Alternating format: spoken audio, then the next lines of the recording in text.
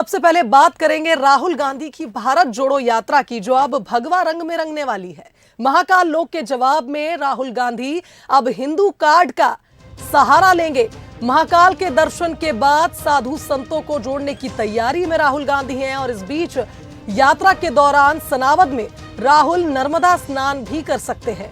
बता दें कि राहुल गांधी की भारत जोड़ो यात्रा मध्य प्रदेश में 20 नवंबर की शाम को बुरहानपुर से प्रवेश करेगी और ऐसे में यह भी कहा जा रहा है कि राहुल गांधी की यह यात्रा काफी महत्वपूर्ण तो है ही, लेकिन मध्य प्रदेश में एक नए रंग में रंगी नजर आएगी, क्योंकि महाकाल लोक तो राहुल गांधी पहुंचेंगे ही साथ नर्मदा स्नान भी करेंगे और साधु संतों से भेंट कर उन्हें यात्रा से जोड़ने की कोशिश करेंगे।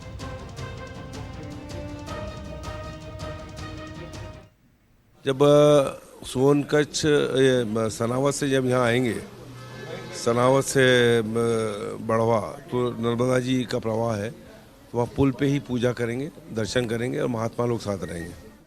जब चलिए इस खबर पर हमारे साथ executive editor Manoj Saini live जुड़ गए, उनका रुख कर लेते हैं। मनोज जी, भगवा रंग में रंगे अब राहुल गांधी नजर आएंगे। जिस तरह से उनकी यह यात्रा जनता से जुड़े मुद्दों से शुरू हुई थी, लेकिन धार्मिक राह अब अपनाती हुई नजर आ रही है।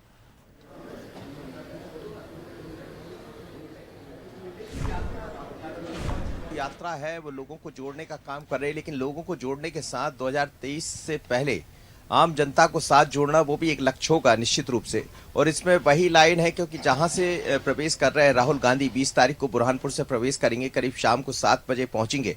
उसके बाद यात्रा जैसे ही सनावद जब पहुंचेगी तो सनावद वही है जो नर्मदा का तट है। संभावना ये भी है, कहा जा रहा है कि वही नर्मदा में स्नान भी करेंगे, लेकिन वहां जो ब्रिज है वहां साधु संत काफी तादाद में रहेंगे, तो उनके साथ भी वो यात्रा करने वाले, यानी उनको जोड़ने की तैयारी भी है। तो एक धार्मिक रंग, जो भगवा रंग भारतीय जनता पार्टी जिसको लेकर आगे बढ़ती है, उसी रंग में अब कांग्रेस भी नजर आने वाली है। नर्मदा की यात्रा भी है, महाकाल के दर्शन भी है, महाकाल लोक भी जाना है और महाकाल की नगरी में पहुंचकर एक बड़ी सभा को भी करना है। पर जैसे ही ये बात सामने आई है कि साधु संत भी शामिल होंगे, तो बीजेपी भी इस पर सवाल उठाने खड़े कर दिए कि पल पल बदलते रहते हैं राहुल गांधी, लेकिन उनकी हकीकत को सब जानते। लेकिन 2023 से पहले शुभांगी ये सब रंग दिखाई देते रहेंगे, चाहे वो बीजेपी का रंग हो या कांग्रेस का रंग हो, लेकिन भगवा के साथ यानी उसी साधु संतों के साथ राहुल गांधी आगे बढ़ने वाले सनावत से।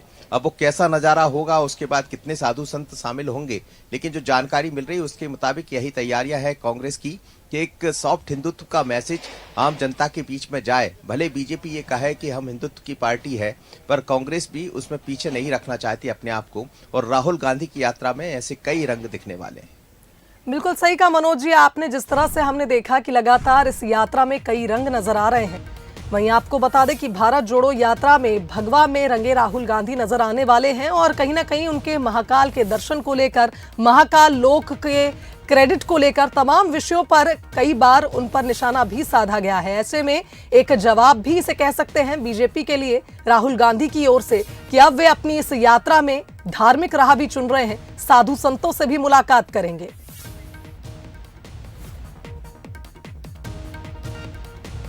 तो चलिए इस खबर में हमारे साथ दो राजनीतिक मेहमान भी जुड़ गए हैं। डॉक्टर हितेश बाजपेयी, बीजेपी प्रवक्ता, हमारे साथ इस खबर पर जुड़े हैं। वहीं योगेश यादव जी कांग्रेस से अपना पक्ष रखेंगे। आप दोनों का स्वागत करती हूं बंसल न्यूज पर। जी नमस्कार। योगेश यादव जी, लगातार देखा जा रहा है कांग्रेस की ओर से इस यात्रा को बहुत प्रमोट भी किया जा रहा है। कांग्रेस के लिए काफी अहम ये यात्रा मानी जा रही है, क्योंकि 2023 पर फोकस कांग्रेस का कहीं ना कहीं है और ऐसे में ये यात्रा उस राह को आसान करना चाहती है जिस पर कांग्रेस आगे बढ़ रही है नए एक्सपेरिमेंट्स के साथ। लेकिन अब हम देख रहे हैं कि यात्रा के दौरान राहुल गांधी धीरे धीरे धार्मिक राह की ओर आगे बढ़ रहे हैं, यानी ये कहा जाए कि अब कांग्रेस तैयार हो चुकी है धार्मिक कार्ड या हिंदू कार्ड के जरिए बीजेपी को जवाब देने के लिए। देखिए, कांग्रेस की तरफ से कहीं पर भी पूजा, प्रार्थना, अरदास जो भी कुछ किया जाता है वो एक नैसर्गिक स्वयं स्फूर्त चेतना है। हम भारतवासी हैं और सनातन धर्म और हिंदू धर्म का यदि हम पालन करते हैं तो उसको राजनीतिक परिप्रेक्ष्य में नहीं देखा जाना चाहिए। ये तो एक स्वयं स्फूर्त मानव चेतना है और इसमें भगवाकरण या किसी का कोई पैटर्न तो है ही नहीं कि भारतीय जनता पार्टी का पेटेंट हो गया कि साहब अब आपके बाद आज राम का नाम ही आप लोग नहीं लेंगे। तो ये तो कांग्रेस में जो है सनातन धर्म प्रेमी है और कांग्रेस की विचारधारा के रखने वाले लोग पूजा करते हैं, पाठ करते हैं। और मैं बड़ा गौरव के साथ कहता हूं कि हमें प्रभु की स्तुति में हम कहीं ना कहीं से जो भारतीय जनता पार्टी के नेता हैं, जो आवरण ओढ़ते हैं, जो राजनीतिकरण करके, भगवाकरण करके, जो राम का नाम लेकर इस देश के अंदर राजनीतिक उन्माद पैदा करते हैं, वो उस तरीके का नहीं है। कांग्रेस की एक नीति रीति एक आंदोलन की तरह है। जिस तरीके से हम भगवान की पूजा लेकिन करते हैं, योगेश जी, आराधना बीजेपी भी यही बात कहती है कि जितने भी धार्मिक अनुष्ठान या धार्मिक यात्राएं बीजेपी करती है वो उनके धार्मिक भावनाएं हैं, लेकिन कांग्रेस हर बार वार करके उसे धार्मिक कार्ड या धार्मिक सियासत का नाम देती है। इस पर क्या कहेंगे? देखिए, बीजेपी कहाँ थी 1983 के पहले? 1980 में जब इनका गठन हुआ, इंदिरा जी भी जाती थी महाकाल, नर्मदा मैया के स्नान किए, पंडित जवाहरलाल जी नेहरू ने भी किए। तो ये तो हम लोगों की एक चेतना है और कौन किसको रोक सकता है। आज भारतीय जनता पार्टी के पेट में इसलिए दर्द होता है कि उनको लगता है कि जैसे हमारा पेटेंट हो गया हिंदुत्व का या सनातन धर्म का, हमारे अलावा कोई नाम ही नहीं ले सकता। तो ये दुर्भाग्य है। क्यों नहीं लेंगे भाई? कल तो हमारी यात्रा चल रही है, राहुल जी पेड़ भी देख रहे हैं, पौधे भी देख रहे हैं, नदियां भी देख रहे हैं। नदियों को मां का दर्जा दिया गया है भारत में। नर्मदा स्नान पवित्र स्नान, गंगा स्नान पवित्र स्नान। कल तो ये कहने लगेंगे कि प्राकृतिक जो संसाधन है, जो प्रभु द्वारा प्रदत्त किए गए, जो हवाएं दी है, जो सूर्य की रोशनी दी, कल इस पर भी ये पेटेंट कहने की कोशिश करेंगे। क्योंकि इनके पास बुनियादी बातें तो है नहीं। एक भगवा रंग का झंडा लेकर के चलते हैं और भगवा का पेटेंटीकरण तो पेटेंट तो हुआ नहीं है भगवा कि इनके अलावा कोई कर ही नहीं सकता या भगवान राम का नाम नहीं ले सकता। हम लेंगे, हम गौरव के साथ कहते हैं और बड़ी सभ्यता के साथ कहते हैं कि चाहे इंदिरा जी हो, चाहे राहुल जी हो या पहले राजीव जी हो, और इवन यहाँ तक कि सोनिया जी भी नवरात्रि का व्रत रखती हैं। तो इसका कोई जरूरी है कि भारतीय जनता पार्टी के अलावा कोई हिंदू का या सनातन धर्म का नाम नहीं लेगा? जिस जगह रास्ते में कहीं राहुल जी को कोई गुरुद्वारा भी दिखेगा, कोई चर्च भी दिखेगा, तो वहां पर भी अरदास की जाएगी, वहां पर भी प्रार्थना की जाएगी। हर जगह रुकेंगे। चलिए ठीक है योगेश जी, डॉक्टर हितेश जी भी हमारे साथ जुड़े हुए हैं, उनसे भी बातचीत कर लेते हैं। डॉक्टर हितेश, लगातार योगेश जी का कहना है कि कोई पेटेंट नहीं है बीजेपी का भगवान या राम नाम लेना, हम सबकी धार्मिक भावनाएं हैं और कांग्रेस भी लगातार पूजा पाठ करती आई है। देखिए, ये लोग तो नफरत करते हैं भगवा से, इसीलिए भगवा को पेटेंट से और इससे उससे जोड़ते हैं। लेकिन इनको लगता है कि चुनावों में अब इसके बिना नहीं चल सकते, बहुत नुकसान उठा लिया, तो इन लोगों ने अभी आधे मन से स्वीकार किया। इसीलिए आपने देखा होगा कि भगवा भगवा भगवा कह के इन्होंने कितना उसको द्वयम दर्जे का बनाने की कोशिश करी। बोले कहीं गुरुद्वारा आएगा तो वहां भी नप लेंगे, चर्च आएगा तो वहां। अच्छा, फिरोज जहांगीर के पोते उनके नहीं हुए, एंटोनियो माइनो के बेटे उनके नहीं हुए, वो तो इटालियन भी हैं, कैथोलिक भी हैं माँ की तरफ से। तो इसमें कौन सी इतनी भाई, यदि आप किसी किस्म के धर्मावलंबी है तो उसमें दिक्कत क्या है? फिर सोनिया जी तो अब मैं पहली बार सुन रहा हूँ कि नवरात्रि के व्रत रखती है। शायद आपने पहली बार सुना होगा कि सोनिया जी नवरात्रि के व्रत रखती हैं। तो अच्छी बात है, हमें क्या दिक्कत है? देखिए, कोई धर्म के रास्ते पर चल रहा है तो कोई बुराई नहीं है। लेकिन अब कांग्रेस के धर्म का चुनाव सुनिए, उनके धर्म का चुनाव क्या है? मिर्ची बाबा। उनके धर्म का चुनाव क्या है? धर्मगुरुओं का चुनाव क्या है? तो वो कंप्यूटर बाबा, मोबाइल बाबा, डेटा बाबा।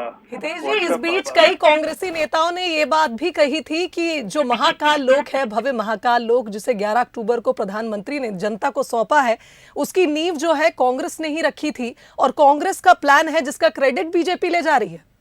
चलिए शुभांगी जी, मैं तो आपसे निवेदन कर रहा हूँ, अभी फोटो बुलवा लेना ईंट रखते हुए, कहीं इनने ईंट रखी हो तो उसका एक आध शिलान्यास किया हुआ फोटो आएगा ना उसका जी, तो वो दिखा दीजिएगा। भाई 2016 के सिंहस्थ में संतों ने तय किया ऐसा होना चाहिए।